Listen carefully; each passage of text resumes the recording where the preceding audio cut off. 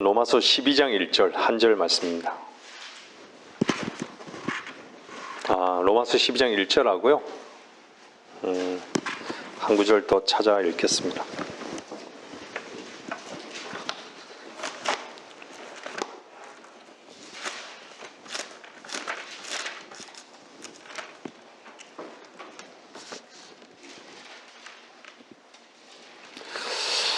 (12장 1절) 그러므로 형제들아 내가 하나님의 모든 자비하심으로 너희에게 권고하노니 너희 몸을 하나님께서 기뻐하시는 거룩한 산 제물로 드리라. 이것이 너희가 드릴 합당한 예배니라. 요한복음 4장 23절 한 절 더 보겠습니다. 23절 24절요.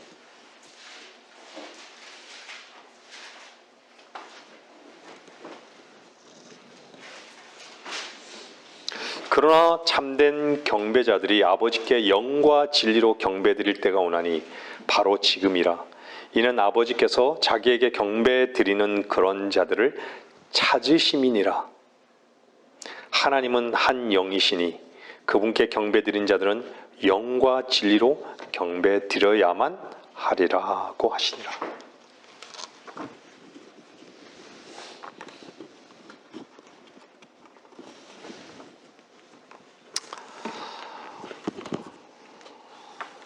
이런 말이 있습니다. 하나님께서 우리에게 기억력을 주셔서 한겨울에도 장미를 보게 하신다. 어떤 의미일까요?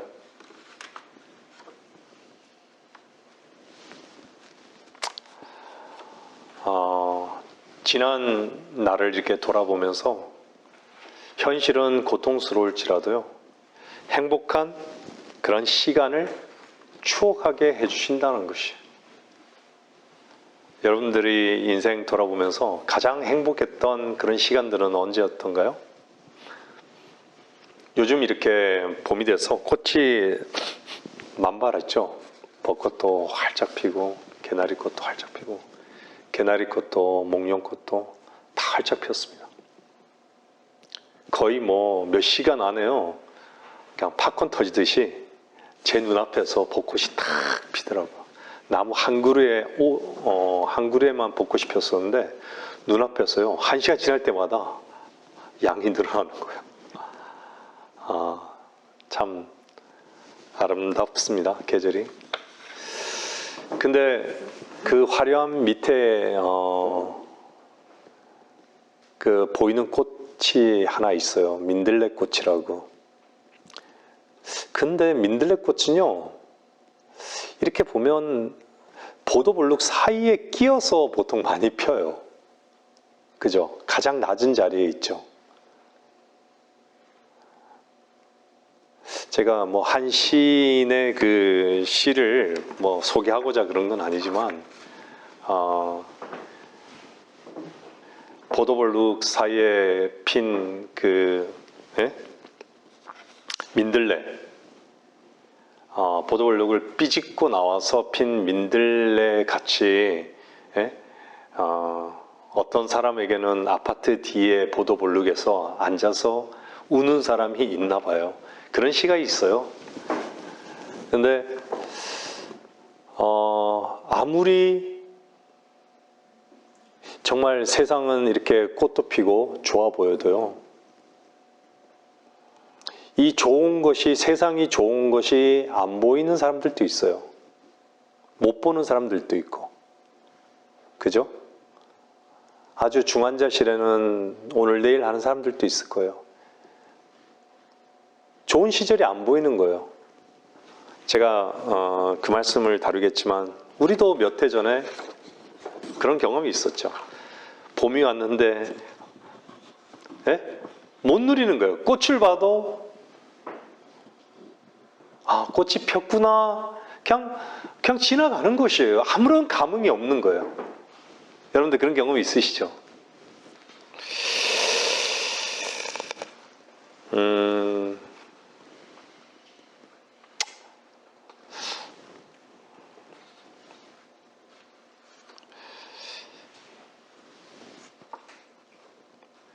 아무리 고통 중에 있더라도요, 여러분들이 그리스도 안에서 그리스도와 함께 여러분들이 산다면요, 여러분들은 가장 복된 위치에 있습니다. 그리스도와 함께 있는 것이 가장 좋은 봄날이에요. 봄을 싫어하는 사람도 없잖아요. 그죠? 말씀이랑은 조금 다른 쪽으로 흘러갔지만요. 오늘 말씀은 합당한 예배예요. 합당한 예배. 제가 왜 서두에 이 말씀을 드리냐면요. 여러분, 하나님께 드려지는 예배를 하나님께서는 기억하신다라는 거예요. 기억하신다.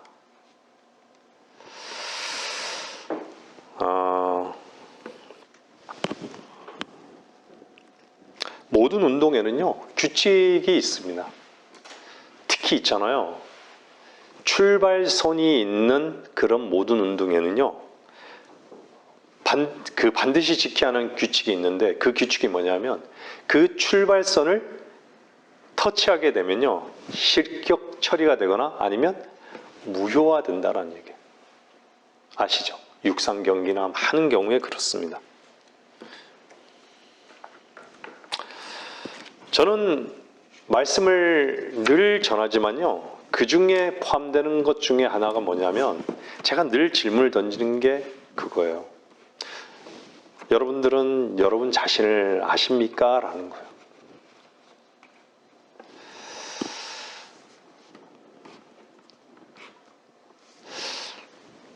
여러분들 스스로 한번 답변해 보십시오. 여러분 자신을 정말 아시는지. 자기 자신을 모르면서요, 무엇을 하는 것은 의미가 사실 없어요. 돌아보면요, 제 자신도 돌아보면 제 자신을 모르고 있었을 때는 천방지축이었어요. 망난이었어요. 개망난이었습니다. 근데요, 또 돌아보니까 제가 서두에 말씀드렸던 내 자신이 주님 안에서 발견되어지고 내 자신이 벌레이고 내 자신이 아무것도 아닌 그 위치에 있었을 때가 가장 행복했던 시간들이었던 거예요. 가장 아름답고 가장 고상하고 그때가 가장 저에게는 행복했던 시간들이었어요. 보니까. 여러분들은 어떠세요? 뭔가 무엇에 대해서 열심히 하고 네? 뭔가 얻을 수 있을 거라 생각해서 열심히 뭔가에 집중하고 있는 분들이라면 한번 좀 더 깊이 한번 생각해 보십시오. 여러분 자신을 정말 아니하고 알지 못하고 방향을 설정할 수도 없고요. 알지 못하면요, 그 길을 떠날 수도 없어요. 여러분들 여행할 때 어떻죠? 어떤 사람은 무계획이 계획이라고. 저는요, 사실은 무계획이 좀 계획인 편이에요. 뭐 그게 꼭 나쁘다라는 건 아니지만요, 뭔가 목적지를 정하고 계획을 하고 가는 여행은 좀 더 볼 수 있는 게 많아요. 무계획으로 가는 여행은요, 사실은요, 목적 여행이라는 게 있잖아요. 목적 여행은요, 반드시 그 목적을 위해서 가기 때문에 거기에 집중하게 돼요. 근데 무계획으로 가면요, 많은 것들을 무계획 속에 뭔가 여행을 한다는 느낌은 들 수 있지만요, 목적이 없다 보니까 많은 것들을 놓치게 돼요. 자기가 보고자 하는 것을 못 보고 오기 때문에. 좀 다른 측면이 있죠.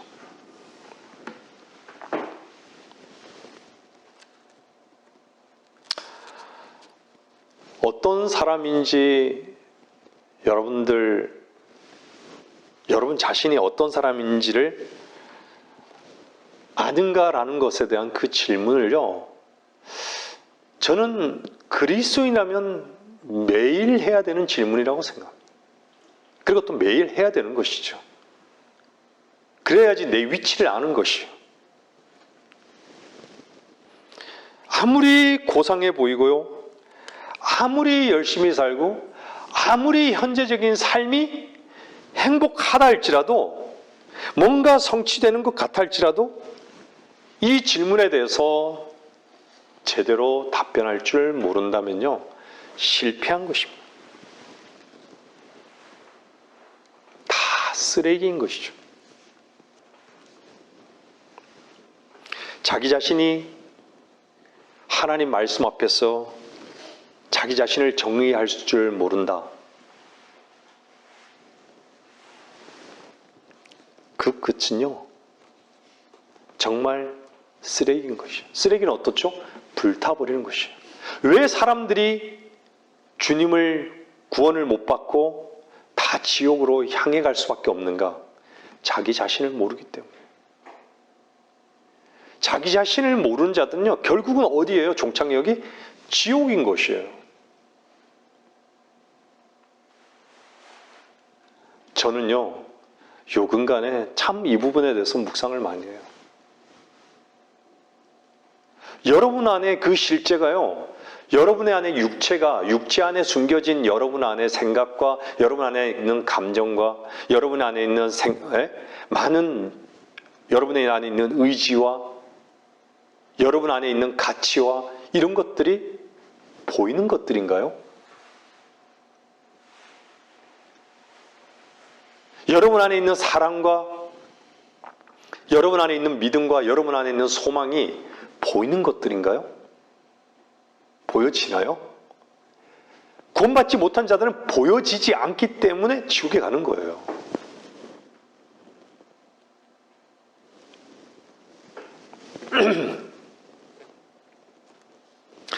자기 자신을 모르면요, 무엇 때문에 사는 것인가도 잘 몰라요. 진짜요. 어디로 가는 것인지도 몰라요. 모르는 것이에요. 늘 일상이요, 다람쥐 쳇바퀴처럼 돌고 있다라고 생각하는 거예요.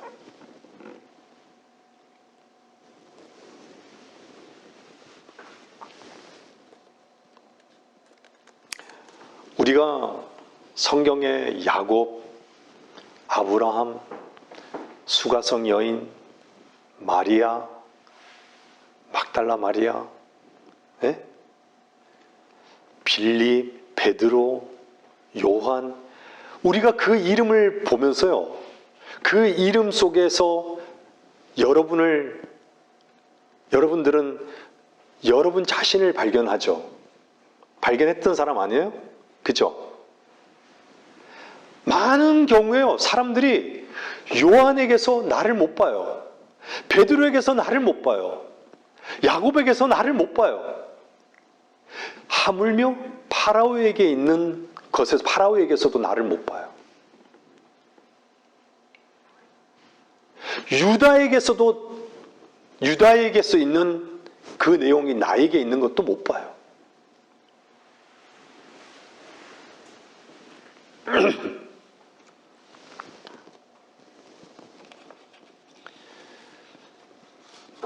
그래서 자신을 모르는 것이에요.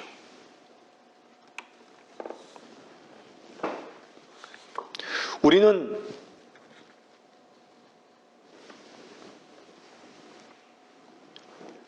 세상 속에서 사는 세상 자연인들과 다를 바 없는 존재들이었어요.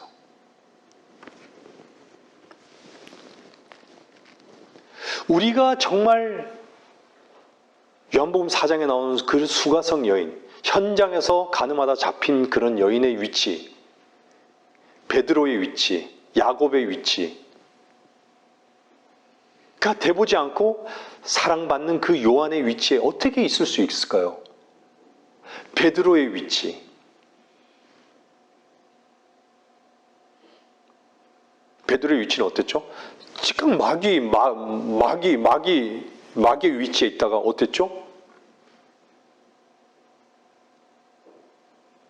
참으로 하나님께 칭찬받는 위치에다가 마귀의 위치로 가는 거 봐요. 우리의 위치 아닌가요?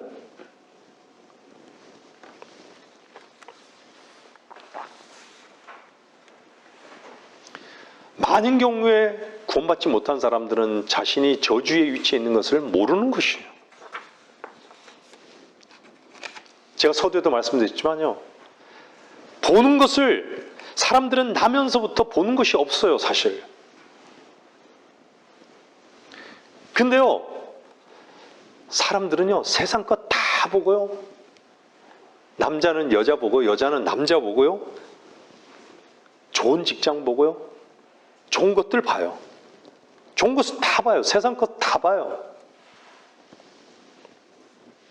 그런데요, 뭘 보는 눈이 없는지 아세요?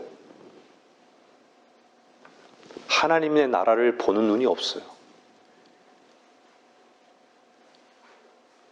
의에 대해서 눈이 감겨버렸어요.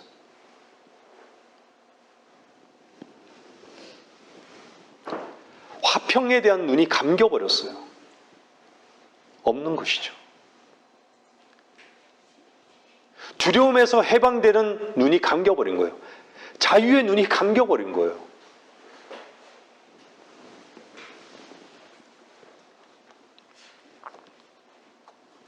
늘 말씀드리죠. 보면 어떻죠? 보게 되면 어떻게 되는 것이죠? 사람이요, 육신의 눈으로 보지 못하는, 보지 않는 하나님에 속한 것을 보게 되면요, 제일 먼저 반응하는 것이 뭔지 아세요? 마음이 반응하는 것이에요.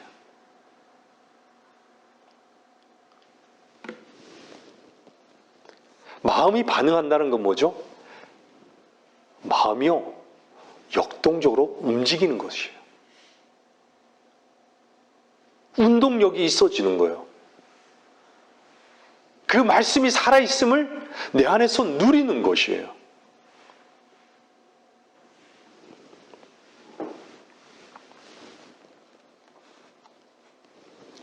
참 세상은 긍정적으로 보이죠. 성경의 창세기 3장의 모든 문제의 시작이 뭐였어요? 보는 것으로부터 시작됐잖아요. 뭘 본 거예요? 세상을 본 거예요, 세상을. 그것이 다 긍정적으로 들어온 것이에요. 왜 세상이 긍정적으로 보이게 된지 아세요?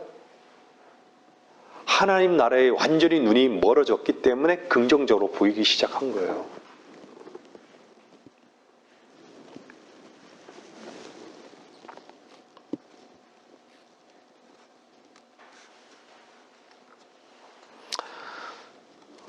여러분들은 거듭났을 때 하나님 나라를 소유하게 됐어요. 하나님 나라 안에 거하게 된 것이에요.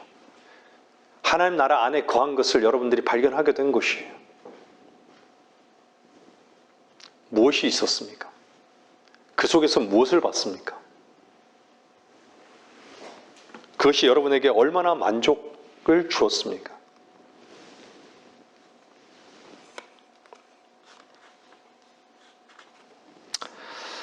정말 세상 것은 보는데 하나님의 나라에 대한 소망의 눈은 너무 먼 것이죠. 그런데도요, 정말 빛 대신 주님을 원하지 않는 것이 가장 큰 문제예요.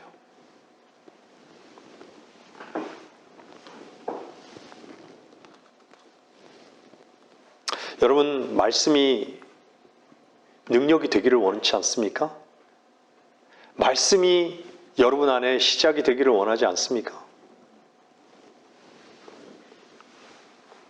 많은 사람들이요, 종교인들이요, 복된 사람이 되기를 원해요.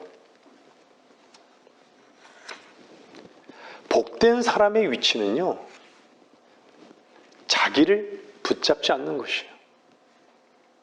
자기를 원치 않는 것이에요. 자기 자신이 죄에 저주받아 마땅한 저주의 위치에 있는 것을, 있다는 것을 아는 것이에요. 우리는 얼마나 우리 자신이 한심한 존재입니까? 얼마나 카멜레온 같은 그런 존재입니까?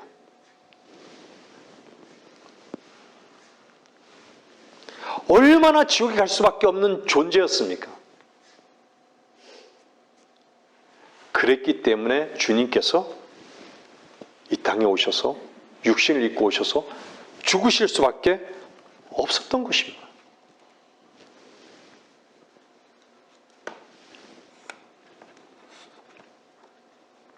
나라는 존재 자체가 저주 아래 있는 존재인 것이죠. 나라는 존재를 정확하게 하나님의 말씀 가운데 모르는 사람이 어떻게 주께서 내 안에 사신 것을 알겠습니까?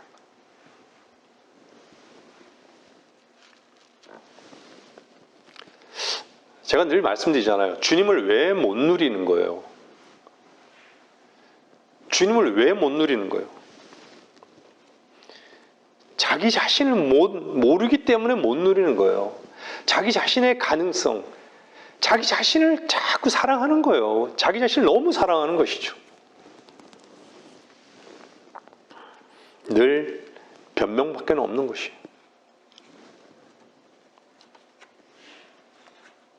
왜 사람들이 위선적으로 사는지 아십니까? 기분 나쁜데도 웃고요. 옷도 잘 입고요. 잘 꾸미고요. 뭐 화장도 잘하고요. 네, 젠틀하게 보이게끔 넥타이도 매고요.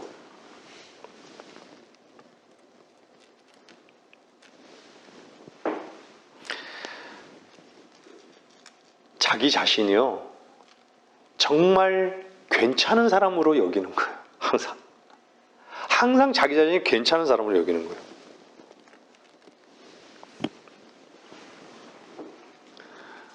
그래서 사람들은요, 성경을 증오의 책이라는 거예요.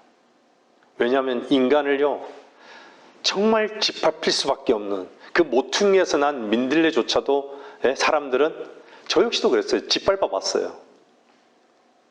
짓이겨도 봤어요. 그 비집고 나오는, 살려고 비집고 나오는 민들레같이 그 짓밟힘을 사람들에게 짓밟히고 싶지 않은 거예요. 너무 힘든 것이죠.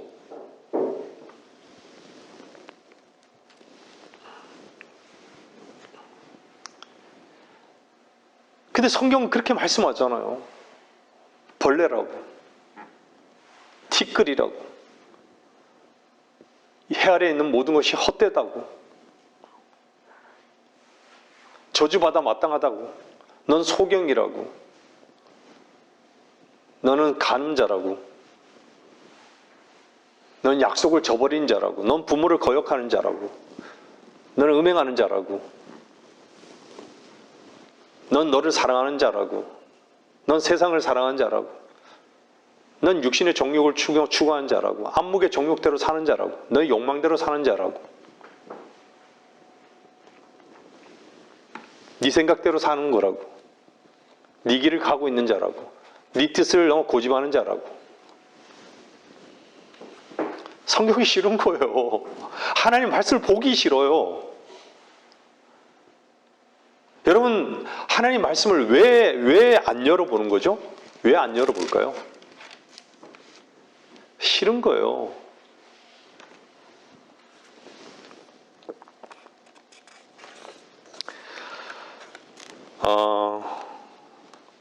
여러분들,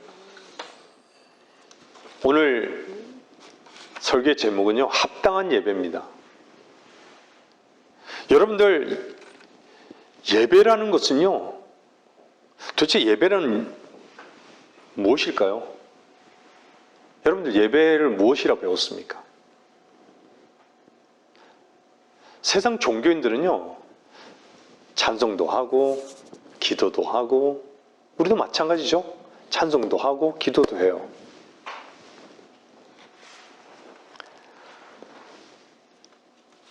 근데요, 예배는요, 하나님께 드려지는 거예요. 하나님께, 대상이 하나님께. 그 하나님은 여러분 안에 생명을 주신 그 하나님이신 거예요. 여러분 안에 있는 생명이 하나님이신 거예요. 여러분들 하나님의 말씀을 듣는 것은요, 제가 그랬잖아요. 그 사람은 그 사람의 말을 통해서 그 사람이 말하는 것이 그 사람이라고. 하나님의 말씀은 하나님이신 거예요. 내 말들은 영이라고 얘기하잖아요. 여러분들이 마음으로 그 말씀을 받으면요, 그 말씀과 하나 되는 것이고요, 하나님의 말씀을 먹는 것이에요. 믿는 것이고요. 근데 말씀이 뿌리를 내리지 못하는 것이죠. 왜 뿌리를 내리지 못할까요? 그 사이에 내가 끼어 있기 때문에요. 내가 끼어 있기 때문에 하나님 말씀이 말씀되지 못하는 것이에요. 구원의 복음을 받아들이지 못한 것도요, 내가 사이에 끼어들었기 때문에 못 받아들이는 거예요. 그냥 나를 인정하지 못하는 것이죠.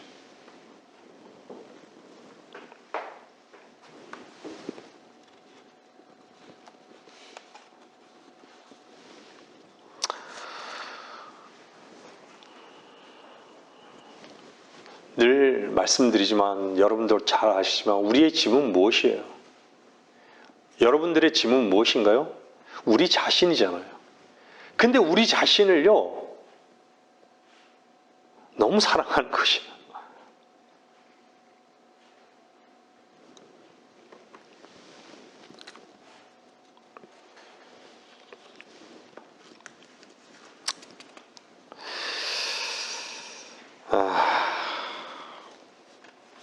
우리는 참 세상적으로도요, 세상의 이익에 예민해서 방향 틀기를 참 잘하잖아요. 탁탁탁탁 방향 틀기 잘해요.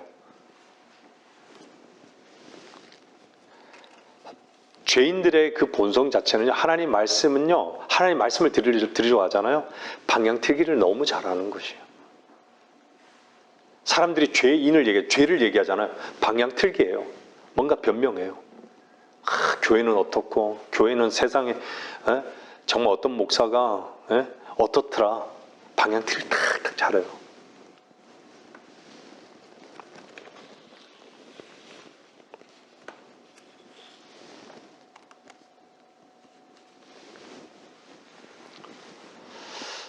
여러분들, 사람들은요, 백보자 심판에 대한 백보자 심판에 서기를 두려워할 거예요. 거기에 대해 백보자 심판에 대해서 성경으로 공부해 본 사람이라면 누구나 백보자 심판석에 서고자 하지 않을 거예요. 근데 백보자 심판석에 서고자 하지 않는다면요, 구원받지 않는 자는 반드시 하나님 말씀 앞에 서야 돼요. 그리스도인도 마찬가지로 하나님 말씀 안에서 서야 되는 것이에요.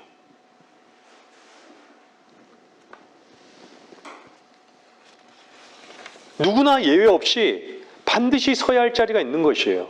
근데 그리스도인은요, 이 땅에서 사는 동안은요, 하나님 말씀 안에 서야 돼요.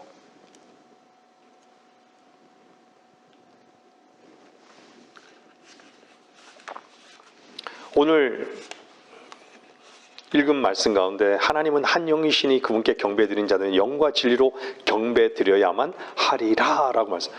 영과 진리로 경배드려야만 하리라. 유일한 조건이에요. 영과 진리로.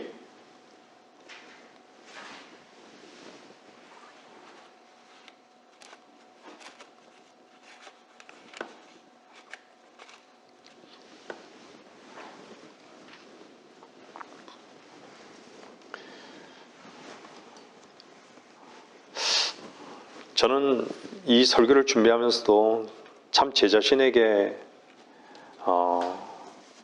참 부끄러워요. 영과 진리로 경배 드려야만 하리라.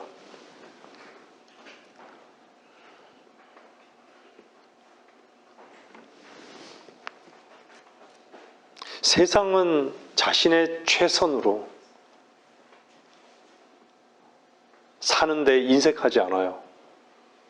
너무 열정적이죠. 아주 예민하죠.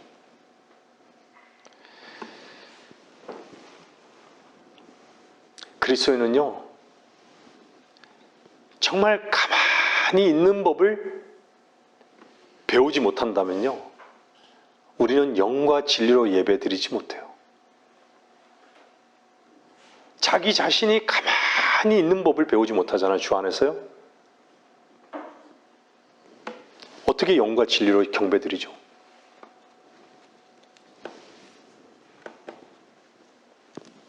열정적으로 찬송을 부른다고 해서 경배드리고 예배드리는 것인가요? 아니죠.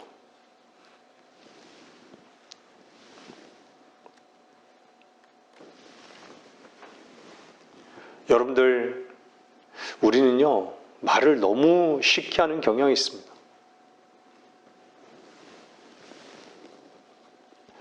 여러분들이 주님 앞에, 주님 안에서 주님 앞에 서 있는 그런 삶, 그런 참된 삶, 위선적이지 않는 삶, 저나 여러분에게 해당되는 것이에요. 얼마나 참되신 그분 앞에 정직하게 굴복하며 살아가는가라는 것이죠. 굴복하는가라는 것이에요. 왜 잠언서 15장 9절은요, 악인의 길은 죽게 가증한 것이나 이렇게 말씀하고 있을까요? 악인의 길은 죽게 가증한 것이나. 자기로 살아가는 그 길은요, 아무리 좋고 아름답고 고상하다 할지라도, 자기가 행복을 느낀다 할지라도요, 죽게는 가증한 것이라는 거예요. 근데 의를 따라가는 자는 그가 사랑하시느니라.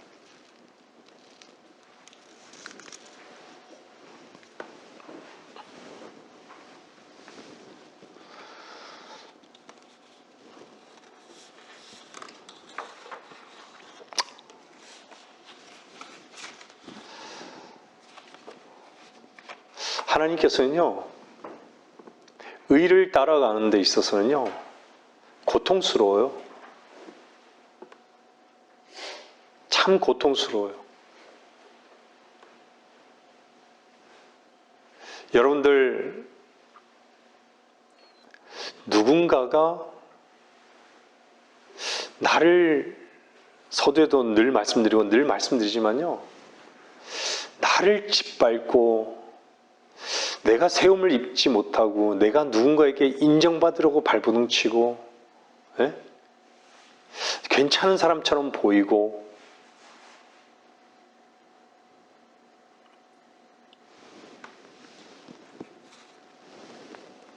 나를 무시하고 나를 나에게 침뱉고 나에게 모욕을 주고 나를 부끄럽게 하고 나에게 욕하고 나를 분노케 하고 이럴 때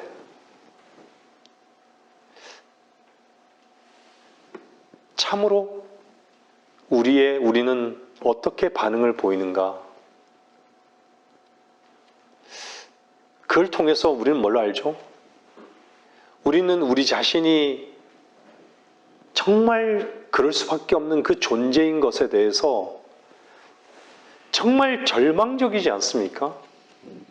우리 자신의 모순에 대해서.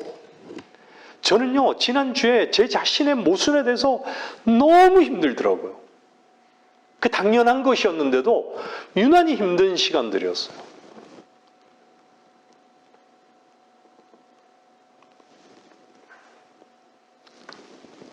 참으로 위선적인 저를 보게 된 것이죠.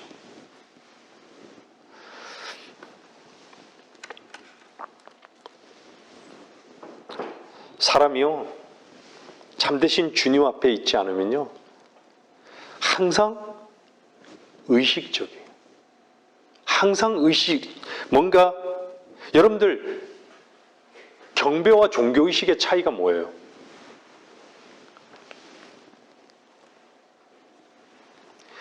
종교의식이라는 것은요, 분위기예요, 분위기. 군중이 많고, 피아노 전자올게는 친다고 해서 그게 경배인가요? 찬양대가 엄청난 웅장한 찬양대가 현악기 연주하면서 관현악단이 연주한다고 해서 하나님이 받으시는 경배일까요? 많은 경우에 자기 재능을 하나님 나 이런 재능으로 하나님께 드린다고. 그죠? 대부분 그렇죠. 하나님 내 이렇게 멋있는 목소리로 나 이렇게 부른다고. 나도 인정받고 하나님도 인정받으시는 거예요. 사람들도 사람들에게서 인정받고 하나님도 나를 인정하신다라고. 인정하실 거라고. 춤도 추고 노래도 하고 박수도 치고 그게 경배인가요?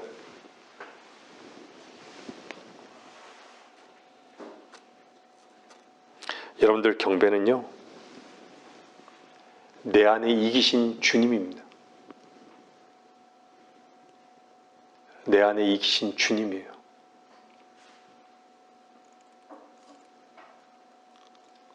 왜 우리는 이기신 주님이 이기시는, 물론 실패할 수 있는 것도 주님 안에서는 간증일 수 있어요. 근데 정말 내 안에 이기신 그 간증, 하나님이 기뻐하시는, 하나님의 이름도 영광을 받으시고 나에게도 함께 주님의 기뻐하심에 동참할 수 있는, 우리는 바로 이 영적 진보의 길을 우리는 가야 되는 것이에요. 주 안에서 즐거움으로. 내 안에 이기신 주님, 이것이 경배의 삶이에요.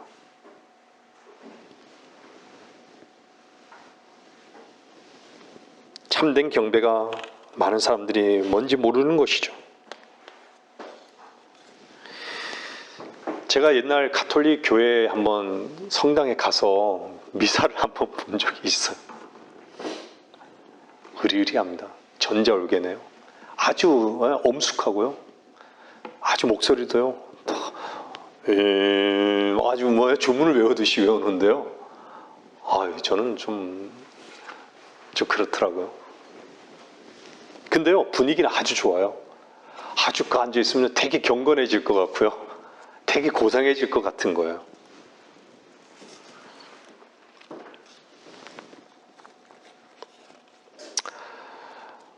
여러분들,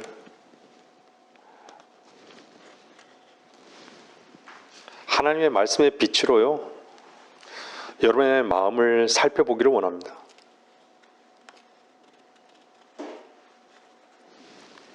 경배에 있어서요, 위선이 있는지, 뭔가 세상적인 것이 있는지, 비교하는 것이 있는지, 한번 자세히 한번 보기를 바랍니다.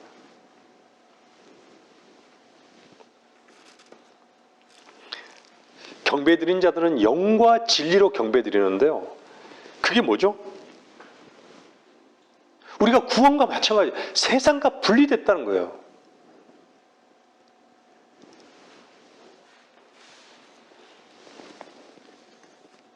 세상과 완전히 분리되고 끝난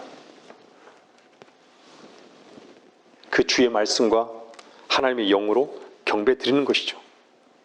그것이 여러분들 안에 과연 충만한가라는 것이에요.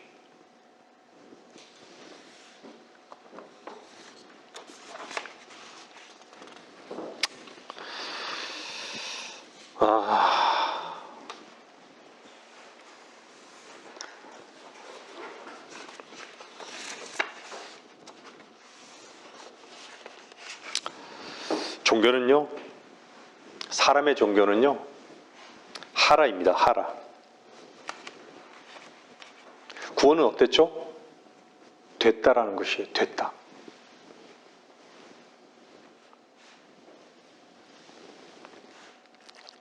기독교는 죽었습니다.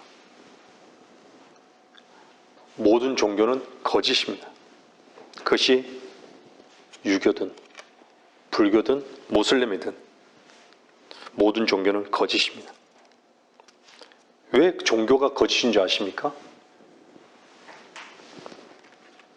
거짓된 인간들에 의해서 만들어진 것이에요. 시작이 인간들에 의해서 만들어진 것이에요. 거짓된 그 인간들만 자기의 최선으로 만나는 것이기 때문에 그래서 거짓인 거예요. 부정한 자가 아무리 부정하지 않는 것을 만들려도요, 결과는 부정한 것이에요.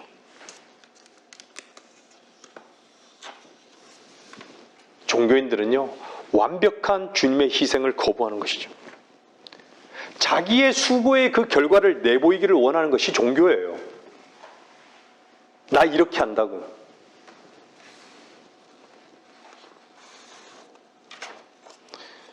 하나님의 구원은 완성되었습니다. 완성된 의로서 인간의 노력으로 영생을 얻을 수 없는 죄인들에게 값없이 주어진 것입니다. 그래서 모든 종교는 죽은 자들의 모임인 것이죠.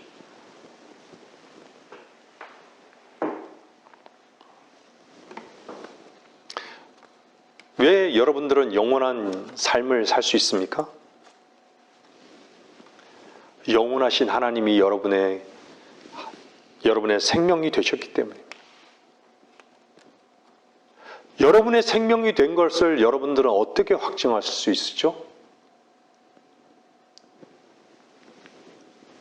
경배의 삶을 살고 있는가라는 거예요.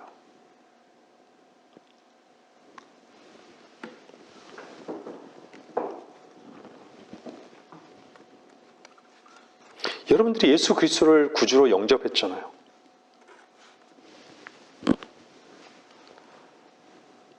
여러분들의 하나님이 그분 아니십니까? 여러분 안에 사시는 하나님.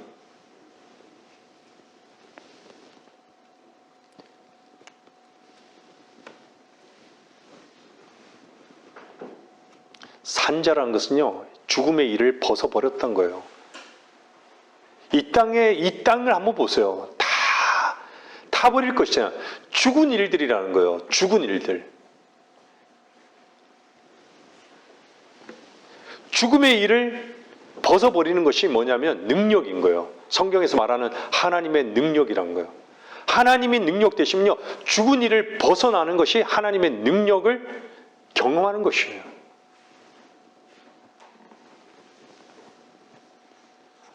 어둠의 일에 참여하지 않는 것이에요. 제가 오늘 처음으로 말씀드리지만요, 저를 포함해서요, 우리의 익숙한 그 습관, 세상이 우리를 영적으로 하나님 앞에로 나가지 못하게 하는 요소들을요, 여러분들 한번 거기에 대해서 한번 주의 말씀 안에서 결단해 보십시오.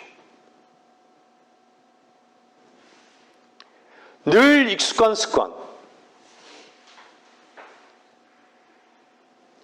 도대체 그것이 무엇인지 한번 돌아보십시오. 그것이 경배의 삶을 못 살게 하는 것이라면 과연 거기에 머물러 있어야만 하는가? 과연 나는 주님 앞에 산자로서 입증하고 있는가?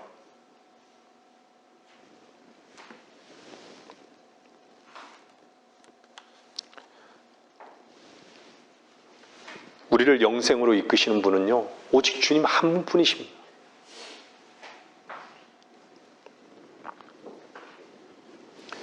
제가 서두에 말씀드렸듯이 민들레의 그 발에 짓밟히더라도 가장 낮은 자리에서 비집고 나오는 그 생명력, 꽃을 피우는,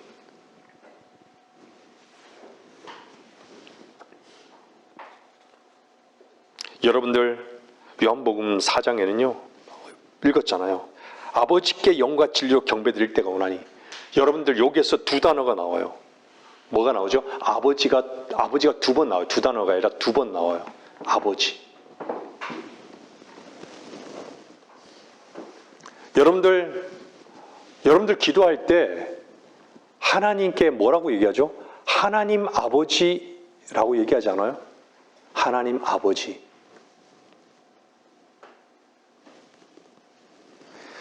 여러분들이 하나님께서 아버지로서 정말 경험되고 있습니까? 아버지로서 여러분들 정말 경험되지 못한다면요, 경배할 자격이 없는 것입니다.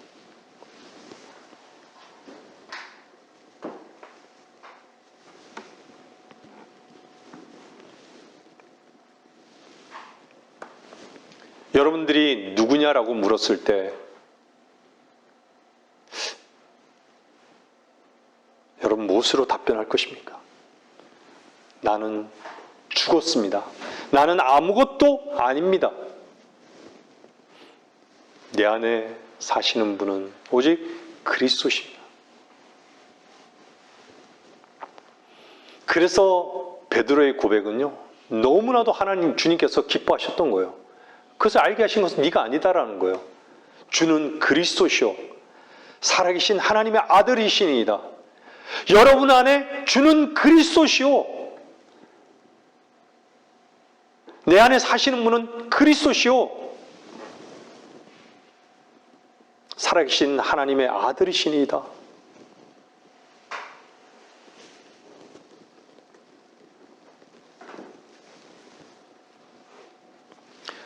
그분의 생명으로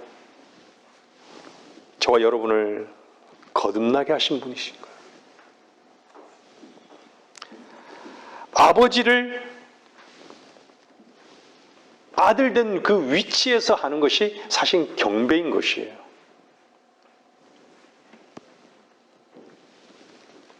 그것이 그 단어는 아버지와 아들의 그 관계는요. 우리는 영접하는 자 곧 그의 이름을 믿는 자들에게는 하나님의 아들들이 되는 권세를 주셨는데 아버지와 아들의 그 관계가요. 예? 어떤 형식으로 묶여진 것이 아니에요. 혈육으로 묶여진 것이 아니에요. 그랑은 차원이 다른 것이에요. 유일하게 내 속을 아시고 내 속의 모든 문제를 아시고 내 속의 모든 더러움을 아시고 내 속을 이미 아는 그분이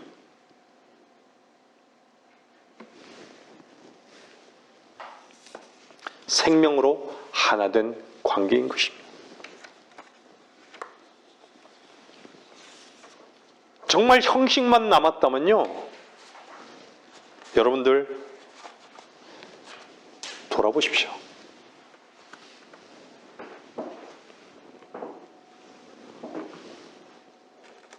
삶의 이유와 근원이 자기 자신에게 있는 자가 하나님을 왜 경배합니까?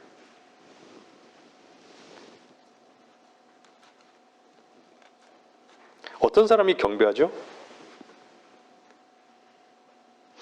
정말 하나님의 사랑에 젖어서 사는 사람. 유일한 삶의 이유가 분명한 사람. 소망이 있는 사람이 경배하는 것이에요. 하나님은 강제적이지 않습니다.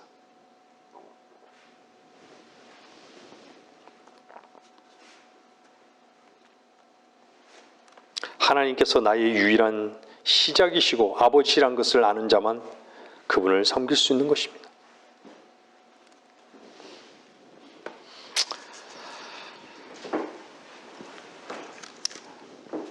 여러분들 요한복음 1장 17절은요. 율법은 모세를 통하여 받았지만 은혜와 진리는 예수 그리스도 통하여 온 것이라. 은혜와 진리를 얘기하잖아요. 오늘 얘기하잖아요. 영과 진리로 얘기하잖아요. 은혜와 진리를 얘기해요. 은혜와 진리라는 것은요. 삶의 근거가 나에게 없다라는 거예요. 그 은혜와 그 진리로 인해서 자유롭고 은혜로 인해서 만족한다는 것은요. 기뻐하고 감사하는 그 위치에 있다는 것은요. 바로 내 근거가 나에게는 없다는 거예요. 나 자신에게는 없다는 거예요. 근거가 다 주님이 그리스도가 너의 근거가 되겠다. 너의 근거가 되겠다는 거예요. 삶의 이유가 되겠다는 거예요. 주님은요. 우리를 사랑으로 다가오셨어요. 여러분은 사랑과 연합된 관계인 거예요. 그리고 또 뭐와 연합된 관계인 줄 아십니까? 여러분들의 인격과 연합된 관계예요. 여러분 원래 타고난 그 인격으로 여러분들이 고집한다면요. 그분의 인격 안에서 사랑 안에서 그분 자신을 나타낼 수 없는 것이죠. 사랑을 우리가 감지 못하는 거예요. 그 사이에 내가 끼어 있기 때문인 것이죠. 항상.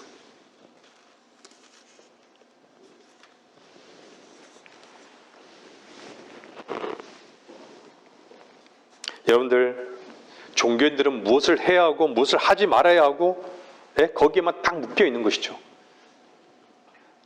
여러분들, 오늘 여러분들이 어떤 것도 하지 않는, 세상은요 해야 되고 하지 말아야 되는 것에 다 함몰되어 있어요.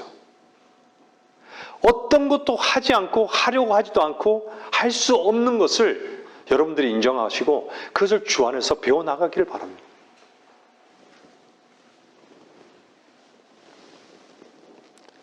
하나님과 인격적인 관계, 주님 외에는 아무것도 이유가 없는 관계, 아버지와 아들과 인격으로 하나 되고 감정으로도 하나 되고,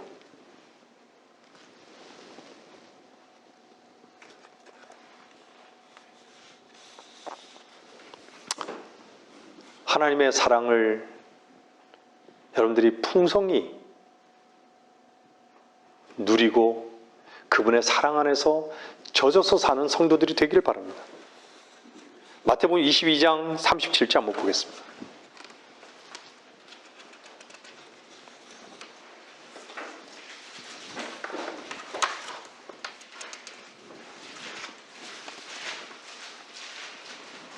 말씀을 이제 정리해 나갈게요. 예수께서 그에게 말씀하시기를 너는 내 마음을 다하고 혼을 다하고 생각을 다하여 주 하나님을 사랑하라. 너는 내 마음을 다하고. 이 구절을 모르는 사람들이 없어요. 내 마음을 다하고 혼을 다하고 생각을 다하여. 근데 어쩌죠?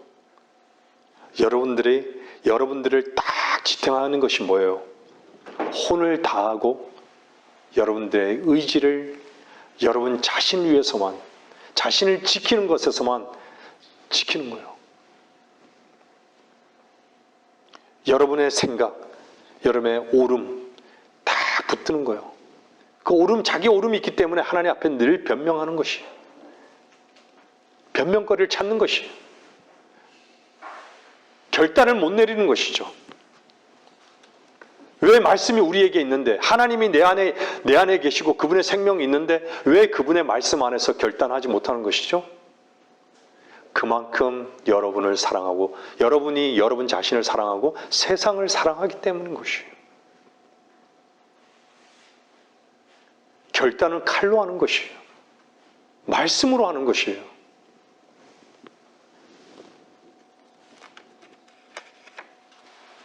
여러분들, 왜 마음을 다하고 왜 혼을 다하고 생각을 다해서 주 하나님을 사랑하라는 것이죠?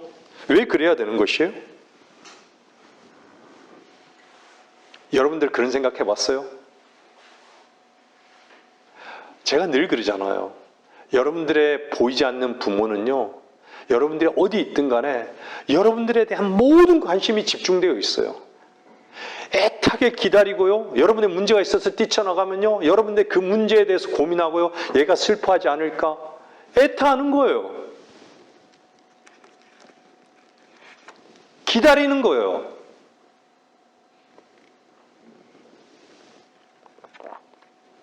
눈물을 때로는 흘리는 것이에요. 여러분들 부모들이 눈물 흘리는 거 봤어요? 못 봤죠? 때로는요 눈물 흘려요. 그죠? 많이 흘리셨죠? 저도 많이 흘렸습니다. 우리 최자매가 펑펑 우는 것도 많이 봤습니다. 네? 주님은요 우리를 위해서요 그러신다는 거예요. 애타시고요, 우리를 위해서 눈물 흘리시고 우리의 죄를 위해서 그분 스스로가 그래서 죽으신 거예요. 여기에 하나 되는 것이에요.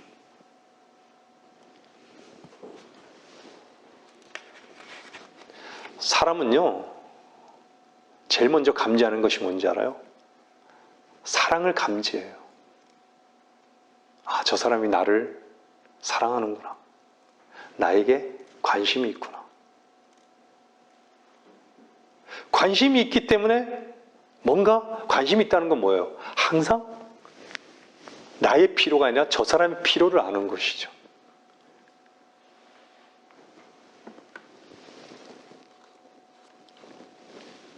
우리는 우리의 필요를 요구하지 않습니다. 그리스도는요.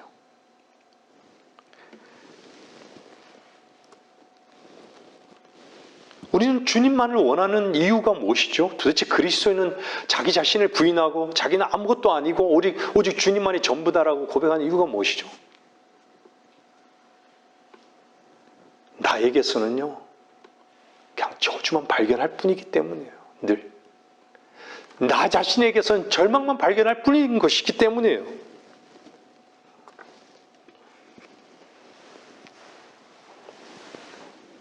그래서 우리는 늘 주님의 사랑에 감격할 수밖에 없는 것이에요. 이 주님 앞에서 바로 이것이 예배인 것이죠. 주님, 나로서는 절망할 수밖에 없습니다.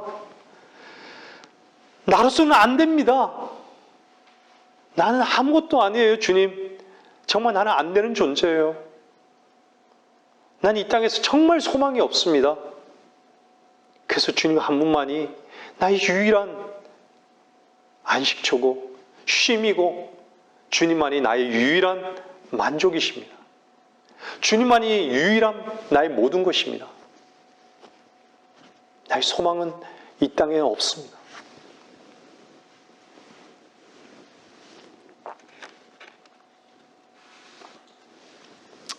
그래서 주님은 뭐라 그래요?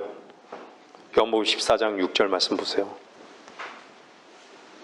한 구절만 보고 마칠게요.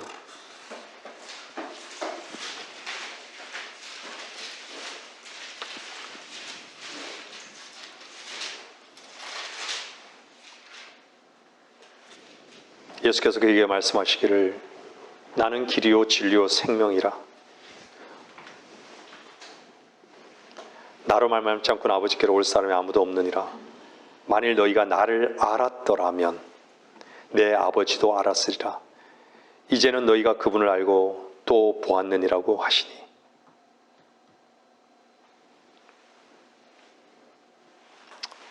그 뒤에 보면 빌립이 뭐라 그래요?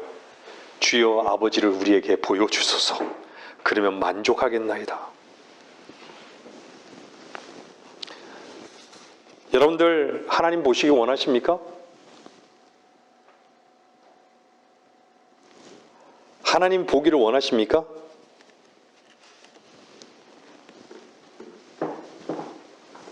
여러분들이 정말 하나님을 보기를 원한다면요, 복음서를 보십시오. 하나님께서 육신으로 나타나신 그 주님을 보십시오. 주님께서 어떤 일을 하셨는지를 보십시오.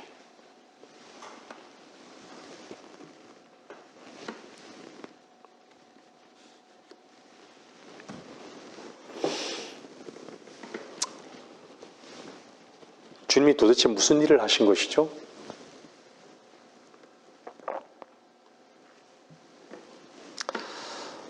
사람들은 참 못 알아먹죠? 못 들어요. 깨닫지도 못하고. 바른 길도 안내하는데 그 길을 발도 못 디뎌요. 한 발도. 왜 그렇죠? 그 사람의 너무 교만한 거예요. 너무 자기중심적인 것이죠.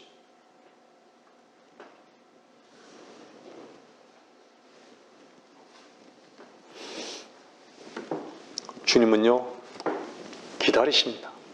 우리를 항상 온유함으로 기다리십니다. 넘치는 그 사랑으로 우리를 기다리십니다. 뭐로 기다리신 줄 아세요? 나랑 교제하자고, 나랑 하나 되자고.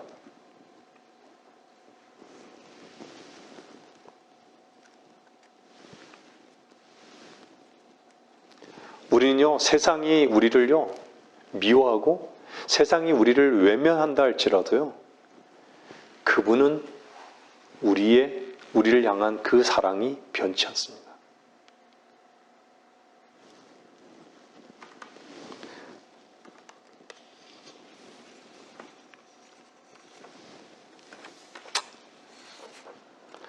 여러분 주님을 알기를 원하지 않습니까? 주님과 하나됨을 하나 되기를 원하는 그 마음이 없습니까? 여러분의 부분적인 것을 주님은 소유하기를 원하지 않습니다. 여러분의 모든 것을 주님은요 다 내 것이다라고 얘기하는 거예요. 네 것이 아니다 내 것이다라고 얘기하는 거예요. 왜죠? 그분이 흠없는 그 보배로운 보혈로 여러분을 구속하셨기 때문입니다. 내 것이다고. 왜 내 것인데 왜 내 것처럼 너 것처럼 사느냐라는 것이죠.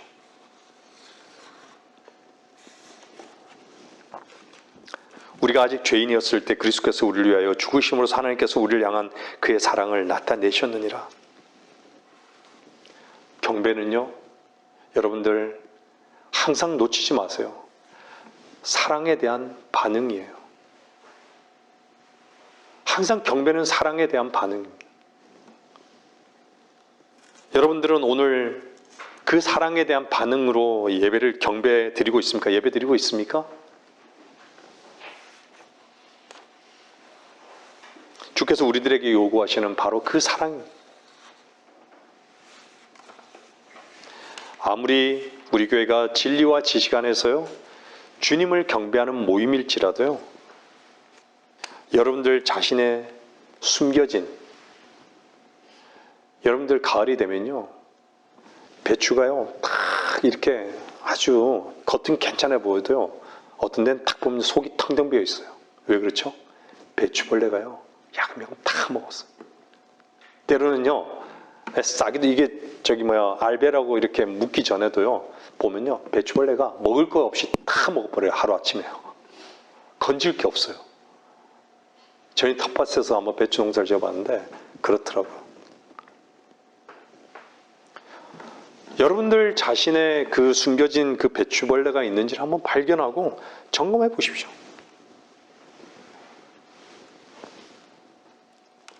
여러분들의 마음에 정말 지금과 같이 꽃이 활짝 폈다 할지라도요 아무리 여러분의 마음에 그 정원이 푸른 것 같다 할지라도요 여러분 안에 제거되어야 할 그 벌레가 있는지를 한번 점검해 보십시오.